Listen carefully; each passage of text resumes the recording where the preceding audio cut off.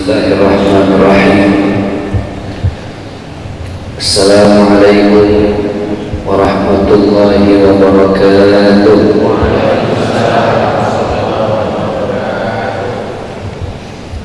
Alhamdulillah alladzi khalaqal insana fi ahsani taqwim. Assalatu wassalamu ala asyrafil anbiya'i wal mursalin wa ala alihi wa ashabihi ajma'in. Subhanaka la ilma lana illa ma 'allamtana innaka antal alimul hakim. Hadirin ayahanda ibunda yang berbahagia, yang dimuliakan oleh Allah Subhanahu wa taala, dan semoga Allah memuliakan hidup kita tidak hanya di dunia, tapi Allah memuliakan hidup kita sampai di akhirat nanti. Amin ya rabbal alamin. Bapak Ibu, antum nggak kira-kira? Insya Allah nanti saya ceramah sampai jam 11 ya. Baik, alhamdulillah, tentunya saya ucapkan terima kasih kepada segenap DKM Masjid Agung Al-Manan Kota Dumai. Tentunya yang kita hormati bersama yaitu Ketua Harian Masjid Agung Al-Manan, Ayahanda Dr. Andes Abdul Karim. Tadi saya mau dikasih rompi tapi kekecilan, saya tungguin yang pas kurang. Saya pesen 3. Wah. Baik, kemudian juga sahabat-sahabat dari Yayasan Kita Peduli Berbagi yang sudah kita dengarkan arahan daripada Ustaz Muhammad Nasir. Semoga pagi hari ini menjadi hari yang penuh dengan keberkahan. Amin ya rabbal alamin. Dalam hidup ada sesuatu yang paling mahal tapi jarang kita sadar. Ada pepatah Arab yang mengatakan as-sihhatu tajun ala ru'usis sihah la yaraha illa al-marad. Ternyata mahkotanya manusia. Bapak Ibu tahu mahkota ya? Jadi mahkota itu adalah simbol penting seorang raja. Ketika seorang raja menyerah terimakan kedudukannya kepada sang pangeran, maka disimbolkan dengan serah terima mahkota. Mahkota itu penting, harganya sangat mahal. Pepatah ini mengatakan ternyata mahkotanya manusia itu bukan harta. Mahkotanya manusia itu bukan jabatan. Mahkotanya manusia bukan pasangan atau anak-anak yang dititipkan oleh Allah. Tahukah kita kalau ternyata mahkota yang paling berharga bagi setiap manusia adalah sehat? Dan alhamdulillah pagi hari ini tentunya kita masih sehat gitu ya. Karena orang yang tidak sehat pagi ini adanya bukan di masjid ini, tapi di mana? Rumah sakit. Namanya saja rumah sakit, yang masuk rumah itu insya Allah sakit.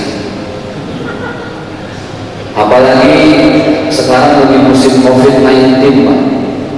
Masyarakat kalau sakit takut ke rumah sakit. Takut dibilang apa? Corona.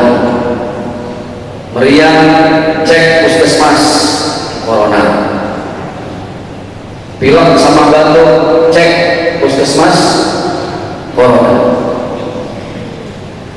Bagaimana Ustaz dengan corona ini? Nanti kita bahas. Saya mau bahas sehatnya dulu. Karena sehat itu subhanallah, sehat begitu mahal. Berbicara tentang sehat itu, sehat itu ada 2. Yang pertama yang kita kenal bersama dengan istilah sehat wal afiat. Sehat wal afiat. Yang kedua, ini istilah jarang-jarang kita dengar, tapi sebenarnya ada. Setelah sehat walafiat, ada namanya sehat wal maksiat. Ini model baru Ustaz, bukan? Ini bukan barang baru, ini udah lama Pak. Cuma mungkin kita baru dengar. Apa itu sehat walafiat? Selama ini kita mungkin sering dengar Ustaz doain mudah-mudahan sehat walafiat. Ibu gimana kabarnya, sehat walafiat ya? Ditanya walafiat itu apa? Gak tahu Ustaz, saya ikut-ikutan aja. Sehat walafiat itu artinya adalah badan yang sehat, anggota tubuh yang berfungsi normal, dipakai untuk kebaikan-kebaikan, ibadah, sedekah, wakaf Quran dan lain sebagainya. Itu namanya sehat walafiat. Contoh, alhamdulillah Bapak Ibu dikasih mulut sehat. Ketika mulutnya membaca Al-Quran, maka mulut itu tidak hanya sekedar sehat, tapi mulutnya sehat walafiat. Paham ya? Ada yang kedua, sehat wal maksiat.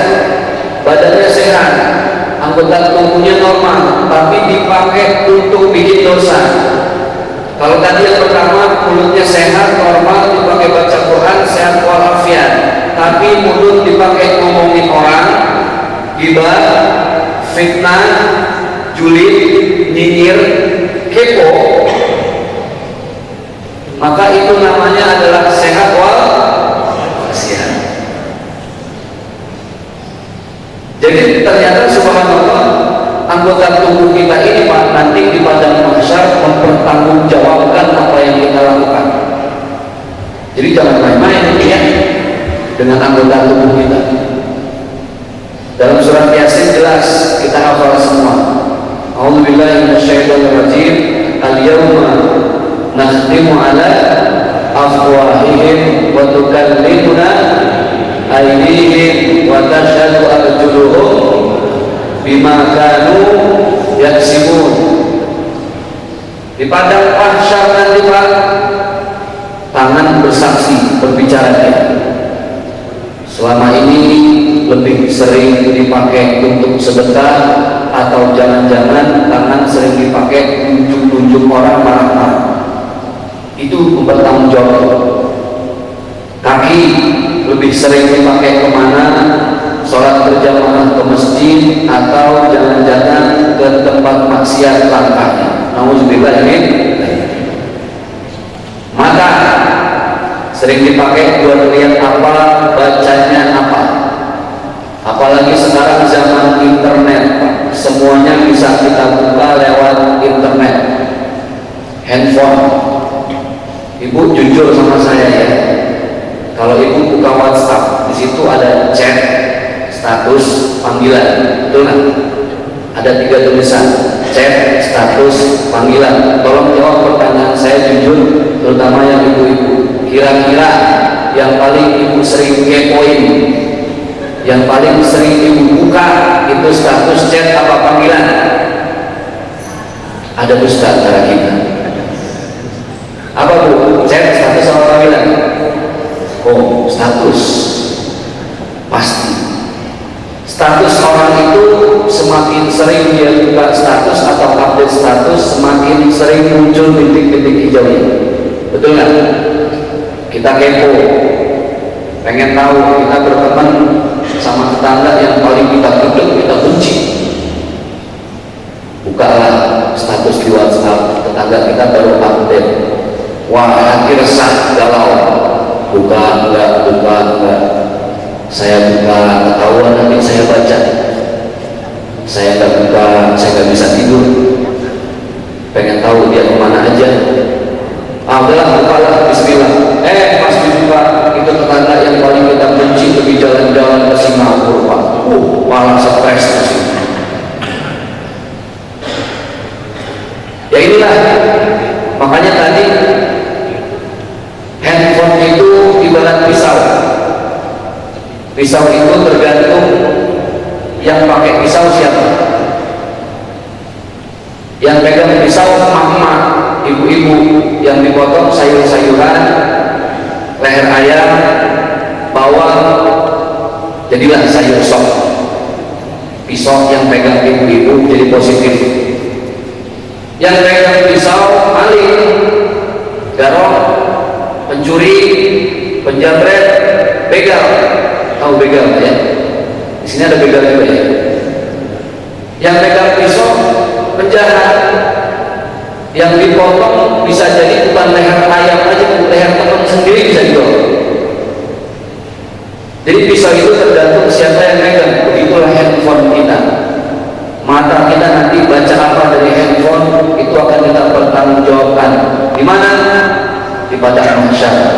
Faman ya'mal mithqala dzarratin khairan yarah, wa man ya'mal mithqala dzarratin syarran yarah. Makanya subhanallah, ada sehat wal afiat, ada sehat wal maksiat. Maka titipan Allah dalam bentuk sehat ini mahal. Betapa sering orang badannya sakit, asam urat, diabetes, apalagi penyakit zaman sekarang namanya susah-susah, jantung koroner, hepatitis, diabetes, ada yang baru policythemia vera, namanya susah, berobatnya mahal pasti. Kenapa? Karena zaman sekarang orang makannya serba instan.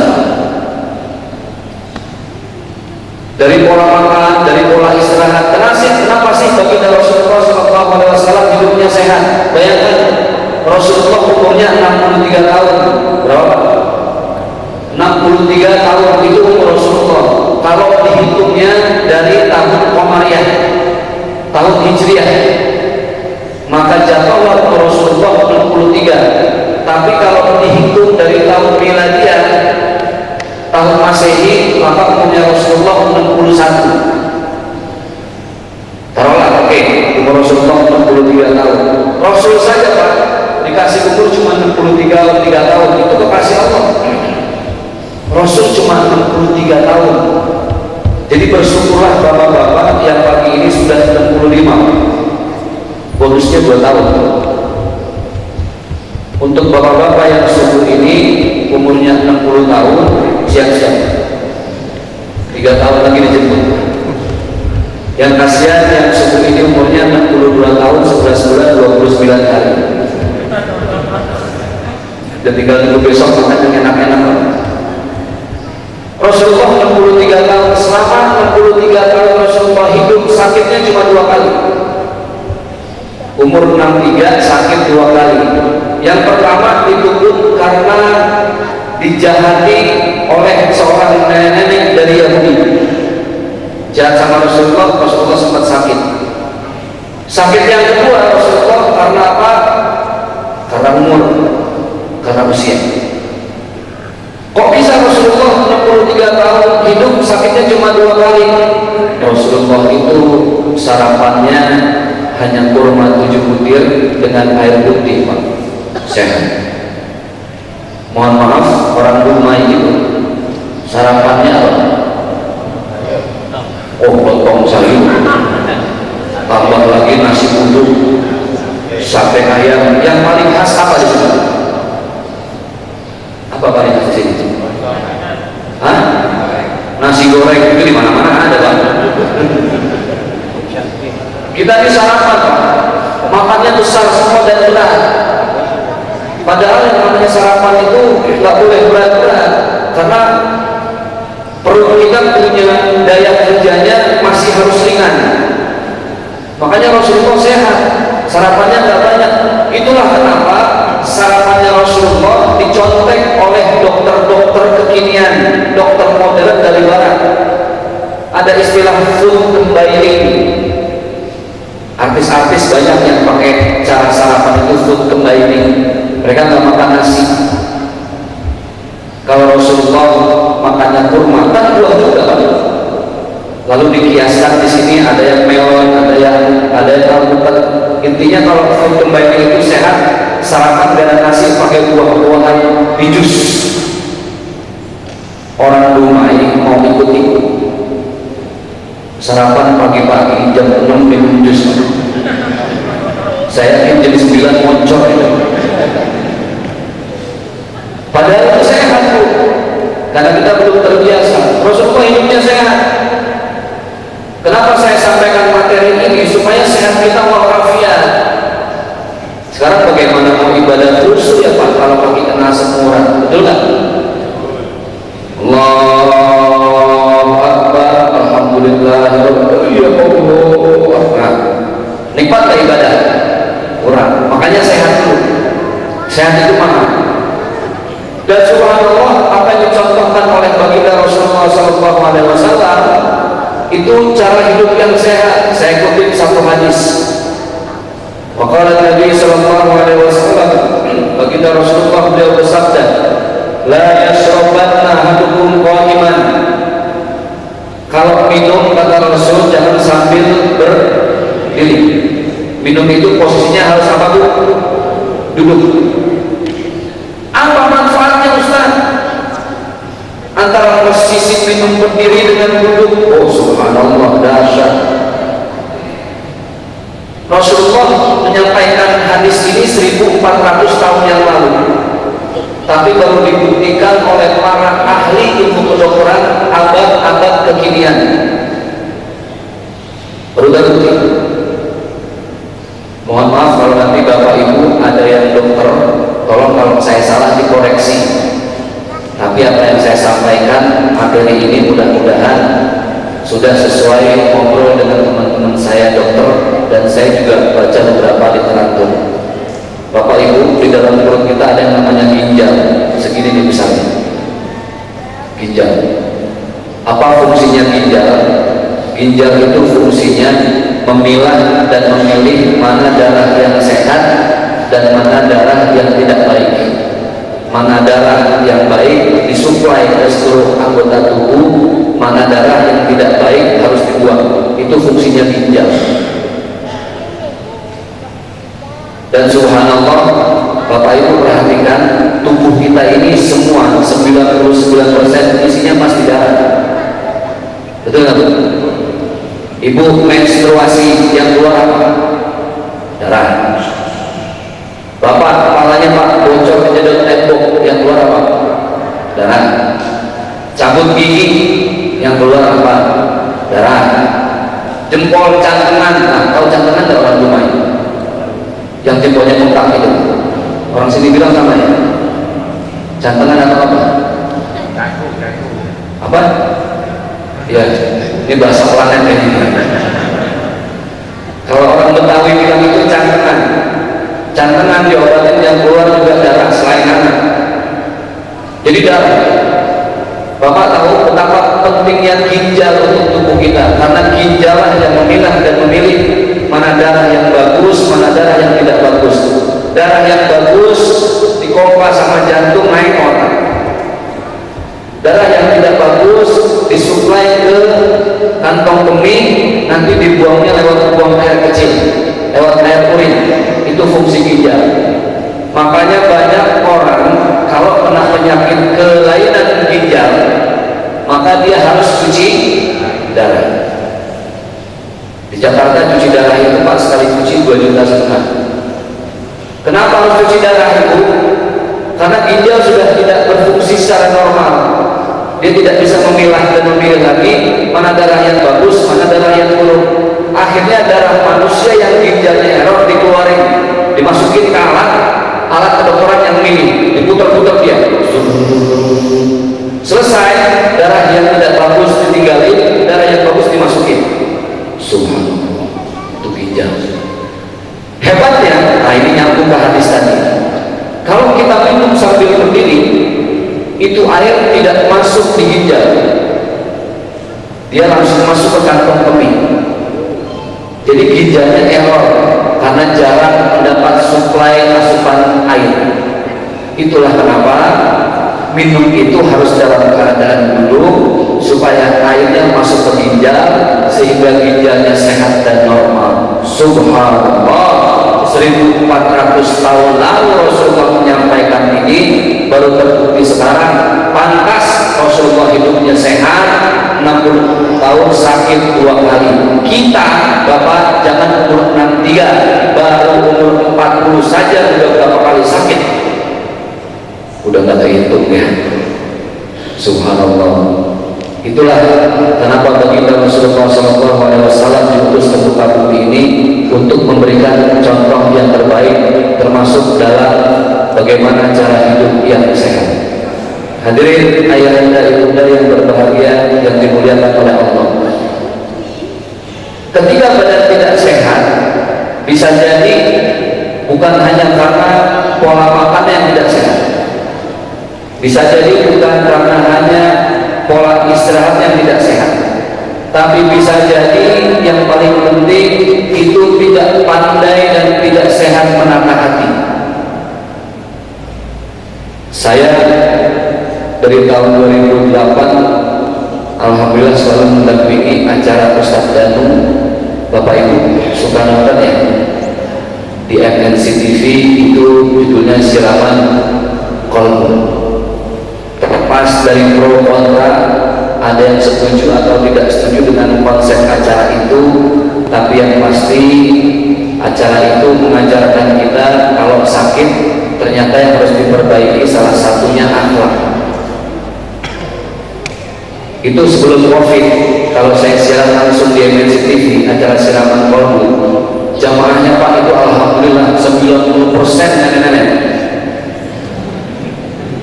Dari 90% nenek-nenek, 90% lagi bengek semua, sakitnya macam-macam. Ada satu orang ibu-ibu, dia berdiri, dia tanya, ada saya juga, Ustaz bantuin saya Ustaz, badan saya sakit semua ya Allah. Saya tanya, apanya yang sakit semua Ustaz? Ya kan anggota tubuh ada namanya Bu, sebutin mana yang sakit. Ya semuanya Ustaz, sebutin satu-satu. Apa kata si ibu? Semua Ustaz sakit ya Allah, kepala, pundak, lutut, kaki. Oh ini guru sekolah ternyata. Semua sakit Ustaz, kepalanya sakit. Kenapa kepala sakit? Sering migrain Ustaz. Pundak kenapa berat? Nggak tahu Ustaz, pundak saya kok tiba-tiba sering berat, kaki juga sering lemas. Terus Ustaz Danu bilang gini, Ibu, apakah selama ini Ibu punya tetangga yang Ibu benci? Dengan malu-malu dan seakan-akan disebutkan dia bilang, gimana ya Ustaz? Dan kalau Ibu malu-malu dan jujur, Ibu kalau nggak jujur, kalau nggak cerita, kalau nggak ikhlas, tentunya nanti susah. Langsung dia cerita, ditanya sedikit jawabnya 50 meter. Ya Ustaz, itu tetangga saya meresek Ustaz. Saking jujurnya dia buka apa adanya. Kenapa reseknya? Nggak tahu Ustaz, kayak sengaja banget. Kemarin 3 hari yang lalu beli motor, aduh Ustaz, kepala saya stres. Udah gitu habis beli motor, dia senang lihat saya stres. Besoknya beli kulkas gede Ustaz, belinya 16. Aduh, masuk rumah sakit Ustaz saya. Pertanyaannya satu, saya tanya ke ibu itu, Ibu enak nggak hidup begitu? Nggak enak Ustaz. Susah lihat orang lain senang, senang lihat orang lain susah. Waduh, banyak penyakit yang begini Pak. Hidup itu mah syukurin saja sudah.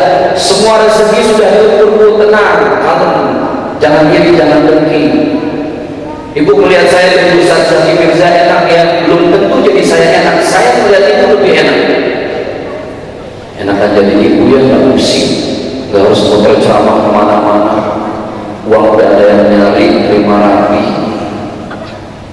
Rezeki mah sudah diatur. Contoh ibu, kaki itu sudah diatur nih rezeki kaki. Saya nggak contoh yang paling gampang kaki. Kaki itu ukurannya sudah diatur sama Allah. Ibu kakinya 38, saya 43. Ibu jangan iri sama ukuran kaki saya. Ibu jangan pengen pakai sepatu saya itu kegedean komplak. Saya kalau iri paksain pakai sepatu ibu, jebol sepatu ibu. Ternyata kaki aja sudah diukur sama Allah. Hasbunallah wa ni'mal wakil, ni'mal maula wa ni'mal nasir. Yang penting sehat. Ibu-ibu saya tanya lagi, tadi baru bapak. Saya tanya ibu-ibu, ibu-ibu pilih mana? Ibu sehat punya uang 10.000, apa ibu sakit punya uang 100 juta? juta. Ayo. Ibu sehat, uangnya 10.000. Ibu sakit punya uang 100 juta. Pilih mana? Sehat 100 juta, matre. Itu nggak ada pilihan, dia pilih sendiri. Sekarang ibu sehat punya uang 10.000. Subhanallah, nikmat bu. Makan apa aja masuk. Betul nggak? Makan cilok, ada nggak cilok? Cireng, ada cireng? Ada. Makan pempek, nikmat, ya Allah, nikmat. Ini saya alhamdulillah kemarin sama teman-teman yayasan makan di mana-mana pakai telur dadar sama kecap, nikmat aja udah. Yang bikin nikmat apa? Sehat. Kita sehat itu makan walaupun cuma pakai nasi, kecap, telur, kerupuk, ayam goreng, pecel lele, sayur sop, sate ayam. Itu bukan cuma Ustaz. Kerupuk sama nasi pakai kecap sehat, enak. Apa yang bikin enak? Bukan kecapnya, bukan kerupuknya, bukan telur dadarnya. Yang bikin jadi nikmat apa? Sehat. Jadi bersyukur itu rezekiku. Sehat itu adalah rezeki mahal. Saya mau cerita, Bapak Ibu masih ingat almarhum Olga Saputra? Ya, meninggal umurnya muda 32 tahun. Dulu terkenal, semua TV ada Olga. Buka CTI, ingat zaman ya, Olga dahsyat. Antv, Facebook orang mau kopi kumis. Trans TV ada Olga sama Sesar, goyang Sesar. Semua TV ada Olga. Yang nggak ada itu cuma TV rusak doang, ada Olga. Sampai bosan kita lihat Olga. Iseng-iseng ngobrol, saya tanya, Bang, lu kalau live di dahsyat boleh tahu dapat berapa itu? Ya lumayan Ustaz, sekali live bikin orang ketawa, bikin orang ketawa 30 juta 2 jam. Di Facebook orang kopi kumis 1,5 jam bikin orang ketawa, karena hampir masuk prime time itu lebih dari 15 juta. Yang paling mahal itu EKS itu Olga bisa terima 60 juta per episode. 1 bulan Olga itu bisa menghasilkan 1,8 miliar. Bu, Olga 1 bulan 1,8 miliar. Suami ibu mau dapat 1,8 miliar berapa bulan? Sampai mati Ustaz. Boro-boro itu Olga. Allah begitu. Memang kita tentang sehat ini. Allah itu subhanallah, kalau mau kasih orang sehat, orang bisa cari uang dikasih rezeki itu. Saya Allah pengen tahu sampai mana. Innama amruhu idza arada syai'an ayyakula lahu kun fayakun. Olga itu seminggu 3 kali harus suntik multivitamin. Sekali suntik itu 3,5 juta. Dia itu kalau tidur, waktu saya tanya, tidur bu semalam paling lama 2 jam. Kadang tidur 20 menit udah dibangunin sama manajernya suruh isi acara lagi. Kan kita melihat enak dari jauh lihat di TV, betul. Tapi kadang dia sampai nangis karena sudah punya tanda tangan kontrak dengan kerjaan. Saya waktu dia cerita begitu, saya mikir enakan jadi saya juga ya, nggak harus tidur setengah jam udah bangun lagi. Oh, datanglah penyakit, dia kena kelenjar getah bening, dirawat di Singapura 11 bulan. Itu ibu tadi, makanya saya bilang makan itu paling enak karena sehat, dan makan enak dari mulut. Mau makan petek, jengkol, jamu, paling enak ya dari mulut. Olga itu 11 bulan mulutnya udah gak bisa makan, harus masukin suplai makanan itu dari leher. Ini digolongin, dimasukin selang. Subhanallah, makan rujak aja susah. Kita apa aja kita makan karena sehat. Olga itu 11 bulan dirawat di Singapura. Saya tanya sama adiknya Bang Billy, ibu kenal Bang Billy? Pacarnya si Andin itu, Andin Ikatan Cinta itu loh.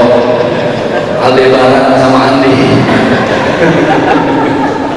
Ini mama lagi gila sama sinetron Ikatan Cinta.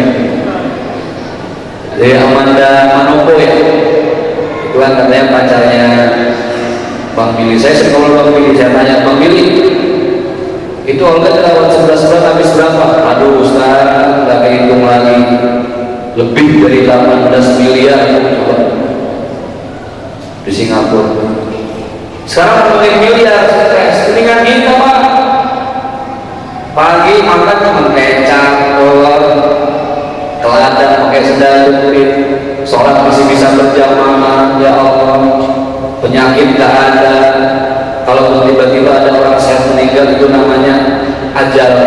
Banyak orang sudah dirawat di rumah sakit berbulan-bulan gak mati-mati, udah dirawat di rumah sakit berbulan-bulan, sholat dari mana-mana gak mati-mati, padahal anaknya udah nungguin warisan gak mati-mati.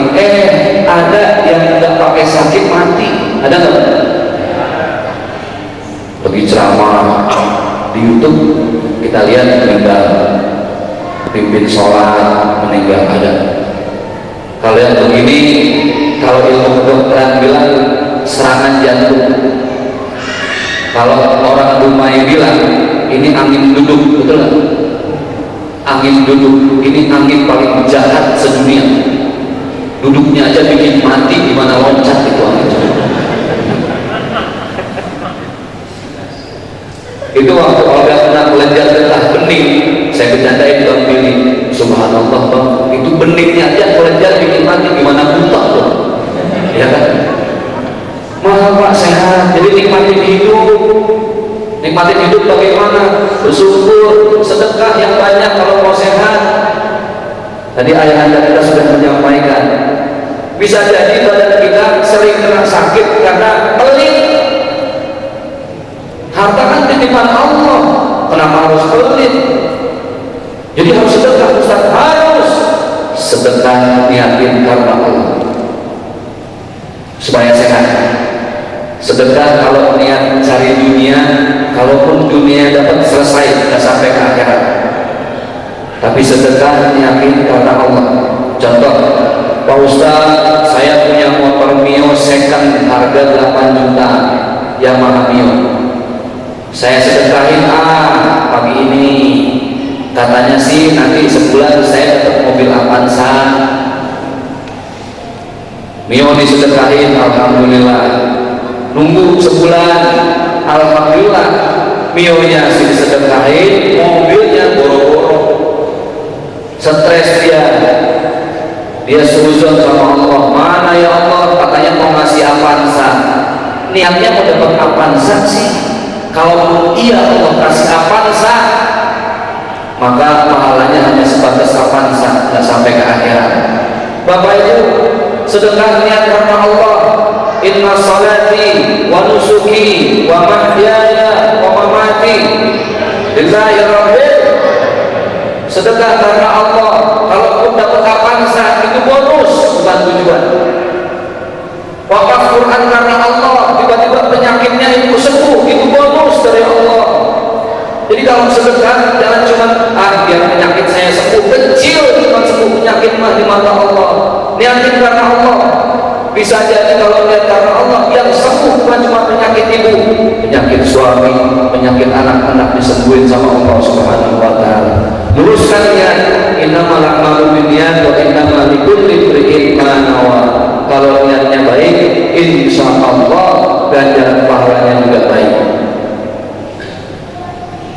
Yang berikutnya, mumpung kita masih dikasih sehat, Rasulullah SAW beliau mencontohkan, manfaatkanlah sehat untuk berbuat kebaikan dengan siapapun dan di mana-mana.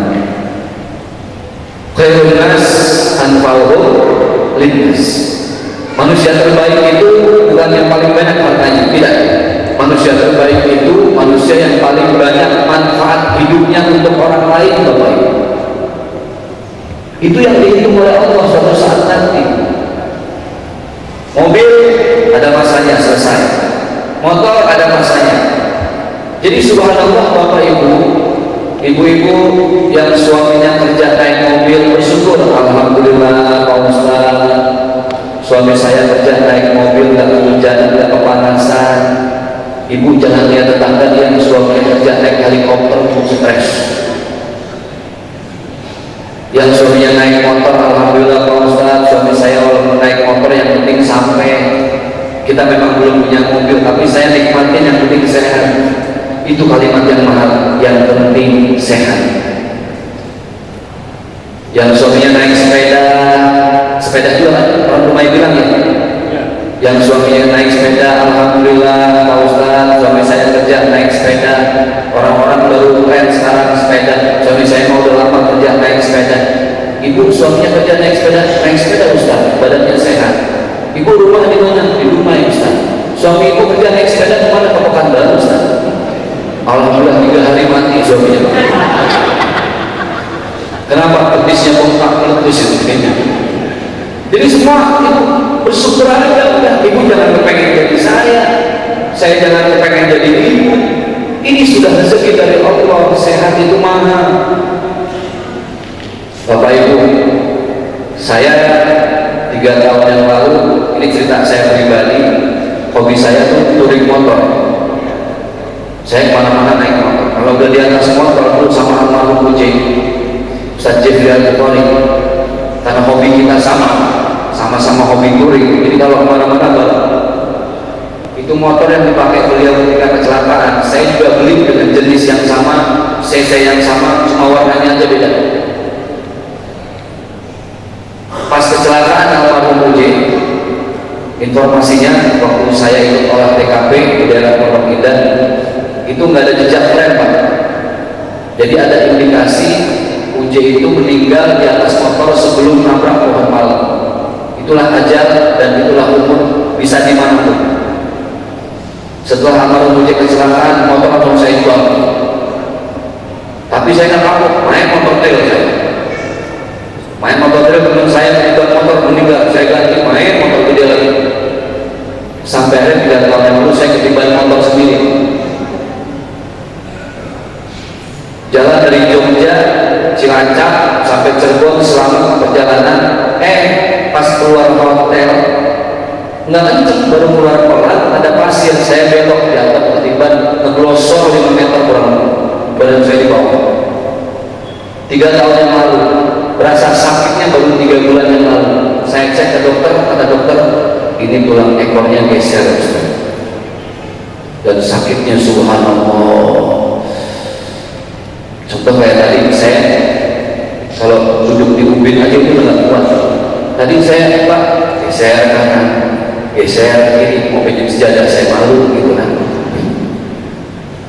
Dulu harus pakai yang empuk kayak gini. Itu baru urusan tulang ekor, sakitnya sudah subhanallah. Jadi sehat itu mahal ya. Maka untuk kita masih sehat itu, buat dijagain sehat, banyakin sedekah deh. Niat karena Allah. Kalaupun dapat dunia itu bonus, hadiah dari Allah. Jangan kalau ibu sedekah mintanya dunia kecil buat Allah, terlalu kecil sayang. Mintalah ganjaran di akhirat. Kalaupun Allah kasih di dunia, itu adalah bonus dari Allah Subhanahu wa taala. Baik, sebelum dipaparkan nanti oleh Ustaz kita, karena di kesempatan kali ini tadi saya sudah bahas tentang kesehatan ibu. Mari sama-sama di subuh yang berbahagia ini kita bersedekah menyisihkan harta kita untuk wakaf Al-Quran. Saya sering bilang di mana-mana, hidup itu ada 3 pilihan, baik, lebih baik, dan terbaik. Kalau ibu saya kasih pilihan tadi, baik, lebih baik, sama yang terbaik, Bapak Ibu pilih yang mana? Yang terbaik. Bapak Ibu di rumah ada Al-Quran, bisa baca Al-Quran, itu baik. Tapi ketika Bapak Ibu tidak hanya sekedar membaca, tapi mengerti yang dibaca, lihat terjemahnya, itu lebih baik. Tapi yang terbaik adalah ketika ibu bisa baca Al-Quran, Bapak Ibu paham artinya, kemudian ibu amalkan dan ibu wakafkan Quran itu yang terbaik dalam urusan Al-Quran. Selama ini Bapak Ibu deteksi masing-masing, saya baru bisa baca Al-Quran Ustaz. Oke, mantul gitu, bagus. Tapi sudah pernah lihat artinya? Belum Ustaz, saya baca-baca aja. Al-Quran itu hebat, bacanya aja nggak ngerti dapat pahala. Gimana ngerti? Ngerti lebih baik. Tapi yang terbaik, baca, mengerti, mengamalkan, dan ikut mewakafkan Al-Quran. Sama kayak orang pergi haji. Pergi haji itu kewajibannya cuma sekali. Yang berikutnya, yang terbaik itu bukan pergi haji lagi, tapi berangkatin haji orang lain. Itu yang berat, Pak. Padahal kita gengsi. Tahun kemarin habis haji, pulang haji, ada yang manggil nggak pakai haji namanya doang, marah kita. Saya mahal loh bayar haji, pakai Pak Haji dong. Besoknya mau berangkat haji, dia dipanggil haji 2. Apa haji 2? 2 kali haji. Besoknya lagi mau berangkat haji 3. Mau stres ingin lihat haji bukan karena apa-apa. Yang bagus itu pulang haji niatin, besok saya berangkatin haji perbuat masjid yang sudah hafal Quran, tahajudnya rajin, puasa sunnahnya nggak pernah putus, tapi dia belum ada rezeki, belum ada uang. Saya berangkatin, itu top, itu terbaik. Al-Quran pun sama. Ketika kita mewakafkan Al-Quran, itu adalah sikap yang terbaik kita kepada Al-Quran. Tidak hanya membaca, tidak hanya mengerti, bahkan kita mengamalkan dan mewakafkan. Khairukum man ta'allama al-Quran wa 'allamahu. Bapak Ibu kan tidak pernah tahu. Selama ini kita terlalu ego. Anak kita ajarin bagaimana hafal Quran, tapi kita lupa kalau di pelosok sana ada pesantren yang habis kena banjir, kena longsor, kena gempa bumi, Al-Qurannya hilang, mereka cari Al-Quran aja susah. Dan ingat, wakaf Al-Quran itu Bapak Ibu, pahalanya tidak dihitung per surat, tidak dihitung per ayat, tapi yang dihitung sama Allah per huruf. Allahumma rahmatna bil Quran. Ya Allah, sayangilah kami dengan Quran. Maka saya mengajak subuh ini, yuk sama-sama kita sisihkan sebagian harta kita untuk kita wakafkan Al-Quran dalam program teman-teman dari yayasan kita peduli berbagi, One Home One Quran, satu rumah satu Al-Quran. Kita bermunajat dan berdoa. Astaghfirullahaladzim wa atubu ilaihi min jami'il ma'asi wal dzunub. Ya Allah, mohon ampun dan mohon maaf kami kepadamu ya Allah atas segala dosa, perbuatan salah dan hilaf yang sering kami lakukan semenjak kami akil balik sampai detik ini. Maafkan lisan kami yang sering menyakiti perasaan orang lain. Maafkan mulut kami yang sering menghardik orang tua kami ya Allah. Maafkan kami ya Allah, maafkan kami ya Allah. Maafkan tangan ini yang jarang bersedekah ya Allah. Maafkan tangan ini yang sering menunjuk-nunjuk orang karena amarah. Maafkan kaki ini yang sering melangkah ke tempat yang tidak Kau ridhoi ya Allah. Maafkan semua anggota tubuh kami yang berbuat tidak sesuai dengan mau-Mu ya Allah. Ya Allah ya Rabbana, nawwir qulubana bi nuri hidayatik kama nawwartal ardu bi nuri syamsika wa qamarika abadan abadan. Terangi hati kami dengan cahaya hidayah-Mu ya Allah, sebagaimana Engkau terus menerangi bumi ini dengan cahaya matahari-Mu. Allahumma antal qawi wa nahnu du'afa, antal ghani wa nahnu al-fuqara. Ya Allah, hanya Engkau zat yang maha kuat, kami hamba-Mu yang serba lemah. Engkau zat yang maha kaya, kami hamba-Mu yang serba fakir ya Allah. Allahumma anfa'na bima 'allamtana wa 'allimna ma yanfa'una warzuqna 'uluman tanfa'una. Allahumma ighfir dhunubana wa dhunuba walidina warhamhum kama rabbawna shighara. Ampuni dosa-dosa kami ya Allah, juga ampuni dosa dosa kedua orang tua kami. Sayangi mereka ya Allah, sebagaimana mereka terus menyayangi kami sedari kecil sampai detik ini. Rabbana atina fid dunya hasanah wa fil akhirati hasanah wa qina adzabannar. Anugerahkan kepada kami, berikan kepada kami kebahagiaan hidup ya Allah. Jangan hanya bahagiakan kami di dunia ini ya Allah, kami memohon kepadamu bahagiakan hidup kami di dunia dan sampai akhirat nanti. Bifadli subhana rabbika rabbil izzati amma yasifun wa salamun alal mursalin walhamdulillahi rabbil alamin. Mohon maaf lahir dan batin, semoga Allah ampuni dosa kita, Allah beri kita kekuatan untuk bersyukur dengan sekecil apapun nikmat yang Allah titipkan dalam hidup. Usikum wa iyaya bitaqwallah. Terima kasih atas segala wakaf Qur'annya, mudah-mudahan memberkahkan hidup kita dunia akhirat. Billahi taufiq wal hidayah. Wassalamualaikum warahmatullahi wabarakatuh.